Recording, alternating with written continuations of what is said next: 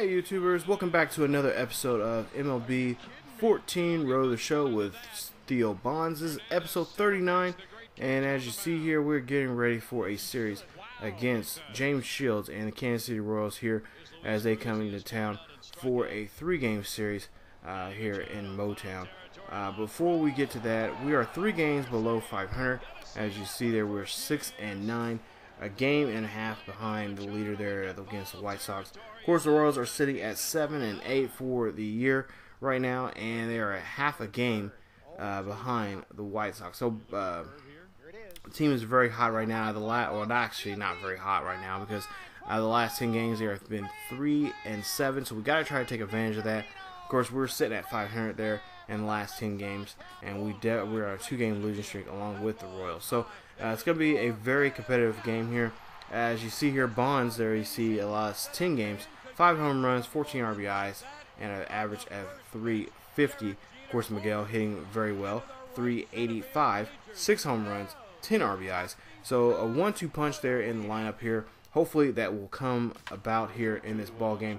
As you see here, we're only a game behind as the White Sox lose a game and the Indians win a game. So we got a 3-way tie here in the AL Central. Could be a 4-way tie if we can win a game here against the Royals, and that will put that will put us up. Put the White Sox, Indians, and Tigers there at first. So there you see Motown here at Comerica Park. A beautiful night here for this ball game as the Royals coming into town 7-8, just a game below 500 here in this ball game. There you see the numbers right there for Verlander and Shields. This is going to be a very good defensive game. Of course, Verlander hasn't been himself as of late, and hopefully the old Verlander will show up and dominate the mound. So you see 7 home runs, 20 RBIs here. Bottom of the first here, we have a runner at second with 1 out, 1-1 pitch for Bonds, and he swings that one. This one's going to deep left field, and this one goes over the fence on the shallow end over there, and that's a home run right there. That is his 8th home run of the year right there, and that will be a nice game for him as he is trotting along there. We'll see the replay here, see exactly where it dropped at, but it almost against the wall. They actually decided, you know what, we may have to do a replay here to see exactly if that went fair territory or if it hooked to foul territory over there. And we'll see a replay there. You see the man or the umps there talking, maybe not necessarily talking about the game, but talking about where they're going to eat at after the game. But we'll see the replay here. As to me, honestly, you can clearly see it stays fair, and it goes right in that little section right there, and that will be a home run. Of course, the fans are putting their hands up saying, hey, yeah, it's a home run. That ball is gone.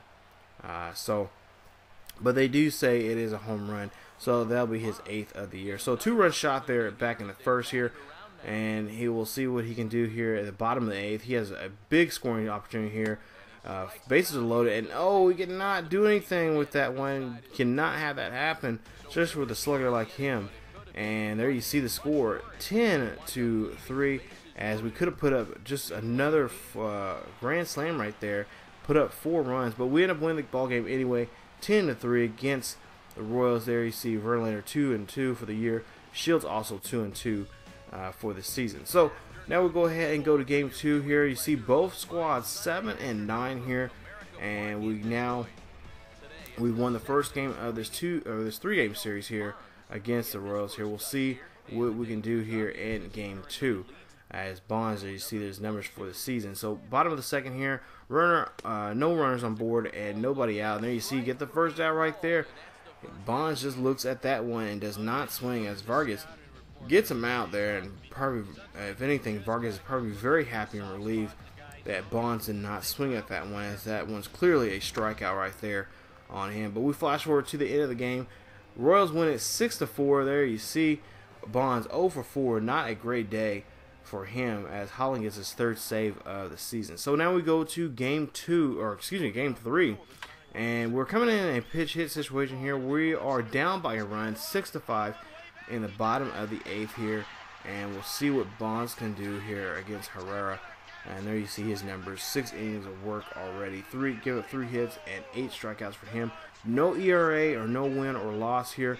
So we'll see what Bonds can do here, as he has his bat and he's getting his last minute instructions from his manager here to see what he needs to do here. So basically just try to get on board here as we get the pitch, and this one gets chopped up there, and that one gets past the shortstop there, as Bonds gets on board here safely as a pitch hitter here. And I'm pretty sure they'll probably have a pitch runner come up here in this for this base running opportunity here for the Tigers here. You see Ned Yosh of the Royals thinking to himself, that was not what we was wanting to see.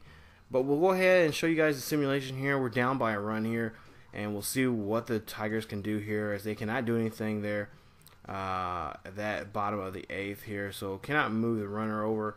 And we'll see with the Royals here now. And the Royals, oh, you see Alex Gordon, of course, right now in real life, he's having a hitting spree right now. He hits that one and hits a home run, and that will put 2 more runs for the Royals there. As you see, they win it 8-5 here. We'll see the official score here just a bit. There you see 8-5. Royals win it there. You see Holland gets his 4th save. Jeremy Guthrie gets his 1st win, and Sanchez gets his 3rd loss of the year. So 0-1 for Bonds in that game, in that pitch hit situation there back in the 8th, or I should say 1-1, but does get his ERA at 3.03 for his, I should say not ERA, but his batting average 3.03. So there you see 7-11 for the Tigers. There you see 2.5 out of first place there. Royals take a great advantage there, as they are now sit at 500 there, just a half a game behind the Indians. There's a big shuffle there between those 3 teams right there for first place here.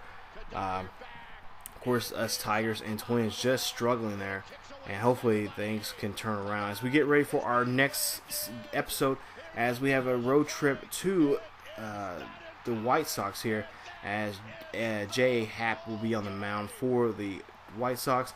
Drew Smyly for us. Smyly 0-3 for the year, 10.80 ERA. with 10 strikeouts, and there you see Happ with a 4.40 ERA. So Smyly not doing so great this year on the mound, but hopefully we can get him some run support in this 4-game series, the first game of the 4-game series here coming up here in the next episode. So if you guys enjoyed the video, please leave a like. Also, if you're new to the channel, please subscribe to the channel. Check out other great series here on ESGNet of Madden, NCAA, and of course NBA 2K here on the channel. Also, we got great WWE content that you guys can check out. So just get the word out. Tweet us, like us on Facebook, check out our Tumblr. The links are down there below in the description. And as always, keep yourselves healthy, and I'll see you guys next time. Round ball to third. Frazier glove.